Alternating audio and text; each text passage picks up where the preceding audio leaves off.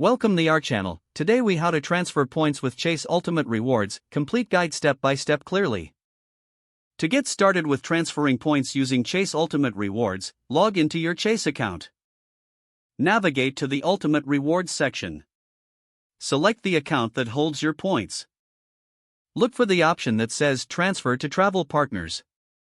You will see a list of travel partners available for point transfer. Choose the airline or hotel loyalty program you'd like to transfer your points to. Make sure to review the transfer ratios for the selected partner. Enter the number of points you want to transfer. Provide any necessary loyalty program details, such as your membership number. Confirm that all entered information is accurate. Before finalizing, review the transfer terms and conditions. Once confirmed, initiate the transfer. Wait for the confirmation message that your points are being processed.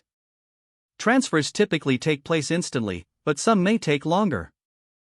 After the transfer is complete, check your loyalty account to ensure the points have been credited. Keep in mind that once points are transferred, they cannot be moved back to your Ultimate Rewards account. Always consider the value of points before making a transfer to maximize your benefits. If the page does not load, refresh the browser or try again in a private or incognito window. Make sure you are using the correct email address, then retype it carefully to avoid small typos. If your password is not accepted, use the reset option and create a new strong password you can remember. Check your spam folder for verification or security emails, then complete any requested confirmation steps. Enable two-factor authentication if available to improve account security and reduce unauthorized access risk. After signing in, review your profile details so your contact information and settings are accurate and current. If you see an error message, note it down and try again after restarting your device and internet connection.